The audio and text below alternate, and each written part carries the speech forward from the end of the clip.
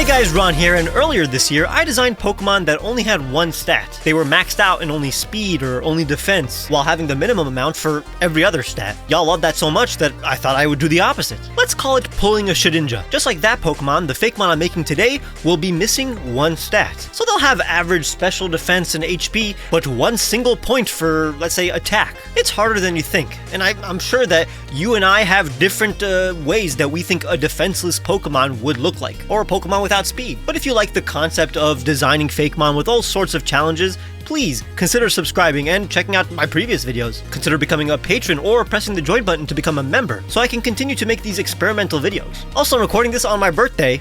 I don't know how that affects you. Let's begin. Now, since an HP-less Pokemon is already established by Shedinja, let's begin with attack. There are so many ways we can go about making a Pokemon that has, the lowest attack ever. It could be something soft like a plush or a cloud. It could be a Pokemon that doesn't move in general, but since this Pokemon will have access to special attack and speed, there's no reason to make it completely useless. What about a Pokemon that has power but refuses to physically attack? Something like a pacifist monk. It could be a meditating psychic type that constantly evades moves. But what could be something that, stands still and doesn't really attack back, but is still intimidating? A scarecrow monk could be cool, no? It could be made of straw, therefore it wouldn't even be able to hit hard because it's just made of hay. So let's make a still scarecrow monk that turns the other cheek. Perhaps it scares away foes by making them see frightening illusions. A grass psychic type that would be completely weak to Honchkrow. It's kind of funny if you think about it for a scarecrow. I want it to be standing in the yoga tree position, but with its arms out so it looks like a scarecrow.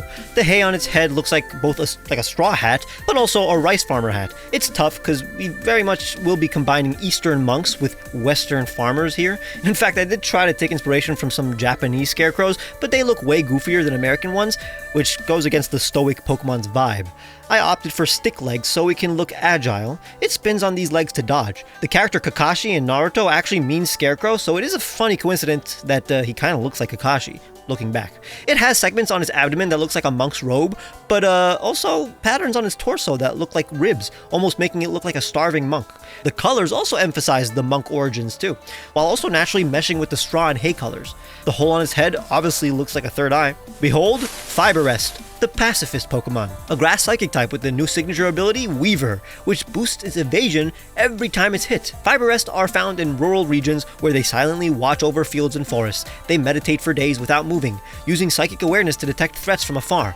When attacked by its natural predators, Fiberrest does not strike. Its soft arms are incapable of harm. They simply pivot on their thin legs to dodge moves, using telekinesis to divert the attacks of its foes. In battle, Fiberrest refuses physical violence, unleashing precise bursts of psychic force only when they cannot escape.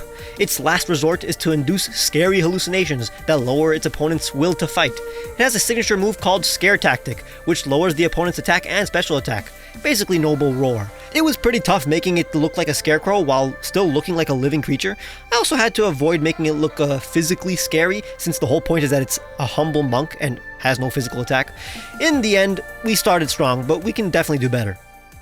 Now it's time to make a defenseless Pokemon. But don't worry, because this Pokemon will be all about attack. More specifically, special attack. A glass cannon, if you will. Something that shoots hard but can easily be taken down. Before going with the literal obvious, I had alternate thoughts, like a bubble Pokemon or pistol shrimp. But then I realized that the most interesting Pokemon are ones that, have many origins that have been so well integrated with each other that you don't even realize that they have so many inspirations. That's why I'm going to combine a ghost shrimp, also known as a glass shrimp, with a pistol shrimp so that it has a giant claw that is also a cannon, but the cannon will act as a telescope as well, because our shrimp Pokemon will also be an astronaut with a glass bubble, helmet that looks like a spacesuit. It'll be this super genius that explores the depths. So not only does it combine all these inspirations, but also kind of falls under the trope of a super smart, scientist who can attack with their inventions, but can easily be taken out in a hand-to-hand combat. I guess Iron Man counts as that trope, but he's strong. So it's a shrimp with a body that looks both like a diving suit and astronaut suit. Its eyes look like goggles that a super genius would wear, and the huge telescope gun is actually its right claw. Dude's obviously related to Clawitzer, I can't hide it. Its bubble helmet is also made of thin glass-like membrane. Finding the shape of its tail was tough, but taking inspiration from glass art and glass figures did give it a bit of direction. But what sealed the concept was when I decided to give it a mustache that is actually still inspired by the mouth of a shrimp. It makes total sense, and makes it look more like a happy little scientist without it being out of left field. I even decided to give it a happy mouth. Now it has its own aesthetic and doesn't just look like a generic shrimp in a suit. Here is Krill, the brilliant Pokemon, from Silica and Krill, but also silly since this dude is pretty eccentric.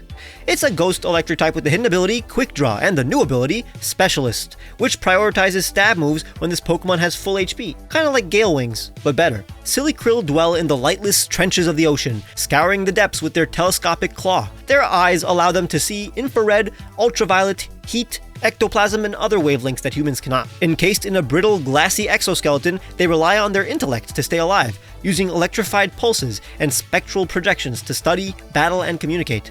Though they resemble mad scientists, Krill are joyful and endlessly curious, often launching themselves into battle just to test a new strategy.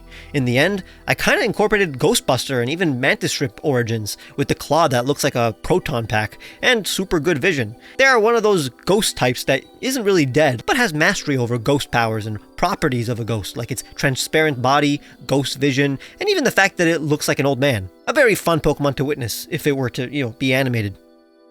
Now we have to make a Pokemon with no special attack. This stat is usually associated with like elemental powers and even intelligence, so we gotta make something stupid and physically capable. Something that embodies brain and not brawn. That usually either means fighting or rock. The thing is, the fighting type still has mega aura, and fighting Pokemon are usually smart enough to be proficient in like a specific martial art, so they aren't really dumb. Now a rock, that is dumb. I was originally thinking of a caveman, but that's barely a concept. So what else could represent a primitive man? How about cave paintings? Have you ever seen early cave paintings? The first pieces of art remaining. A lot of them include depictions of animals that eventually became domesticated, like the now extinct oryx. So what if these rudimentary drawings of cows were actually like that because they were depicting a simple looking Pokemon that looked like that? I want to make a blocky cow rock oryx that has elements of incredibly famous prehistoric cave paintings, like the ones with the many hands. So imagine a bovine that is made of slabs of clay and stone. It has this intimidating silhouette, but a super cute painted face. Very angular and aggressive body shapes, but super soft and rounded painted features.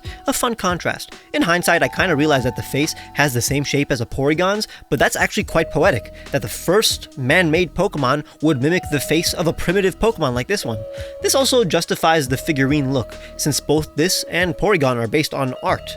Porygon is based on, computer-generated art, while this one is based on the earliest forms of art, cave paintings. It has patterns and spots just like a cow, but they are obviously inspired by cave paintings. Perhaps there are like 1,000 configurations that these hand patterns can come in, just like a Spinda. Check out Oroker, the wall Pokemon from Oryx and Ochre, the pigment that they use to make cave paintings. It's a rock type with the abilities Oblivious and Stamina. This Pokemon's massive, angular body inspired some of the earliest known cave paintings. Though slow-witted, it possesses immense strength and endurance, capable of plowing through stone with ease. Ancient humans relied on it for hauling, warmth, and even shelter, making it one of the first Pokemon to be domesticated. Its body is as dense as carved rock, and its stubbornness rivals its bulk. It is incredibly friendly despite its power. Early humans would decorate their Oroker with pigments and clay, which made it easy to differentiate them among various Oroker that grazed in open fields. Their carefree lifestyle leads Oroker to have extremely long lifespans. I can't believe that I, last minute, came up with the idea that cavemen would actually paint on this Pokemon so that they could easily prove which Oroker was theirs before, laws existed. Because, back then, men squabbled over which cow was theirs.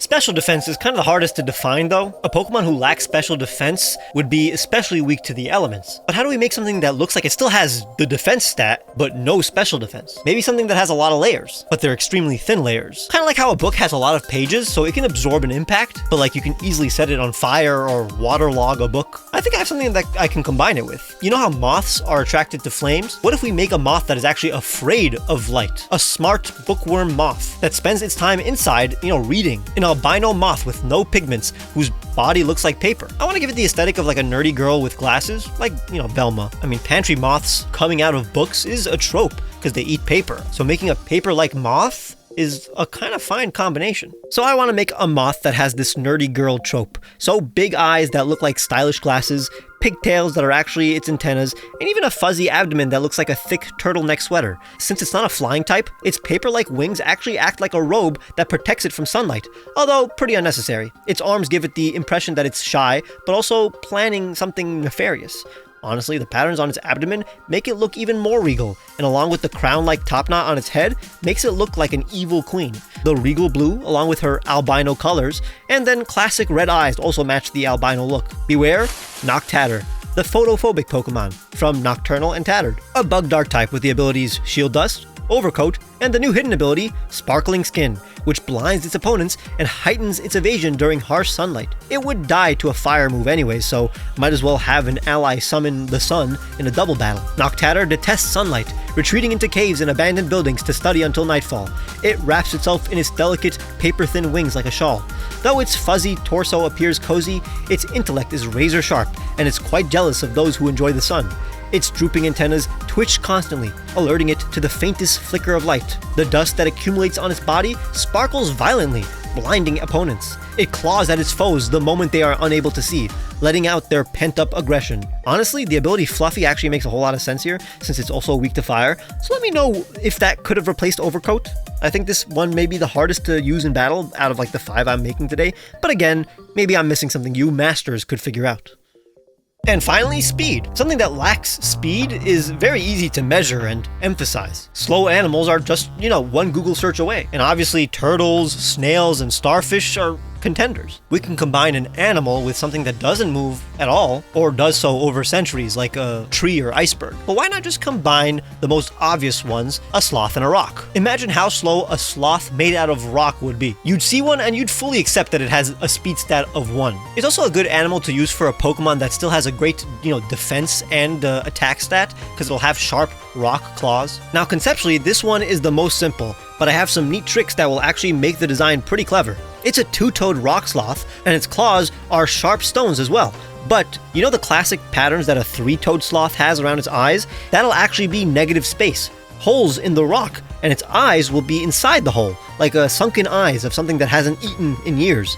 That's why it has a hole in its belly. Dude is hollow and is kind of it's like a cave in the form of a Pokemon.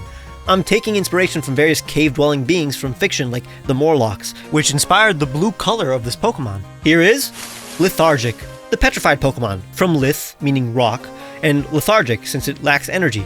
A rock type with the new ability called Aftershock. Any move that hits Lethargic does damage 1 turn later.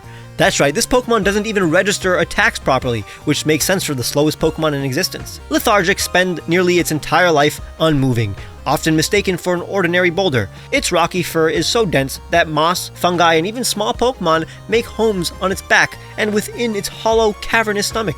The lack of nutrients within it has petrified its entire body. When provoked, it can swipe with jagged stone claws, but the wind-up is so slow that most foes simply give up before the strike lands. I like the idea that it's empty because it's a hollow rock, but also because it basically does not eat, which only makes it slower. But please quickly press the like button and subscribe for more Fakemon videos. Check out the previous videos and the description for the music I used, my merch, my socials like Twitter and Blue Sky where I post sneak peeks of upcoming videos, and consider becoming a patron or member to see my videos days early. There are many other perks if you click the join button or become a patron too. I'll see you guys very soon.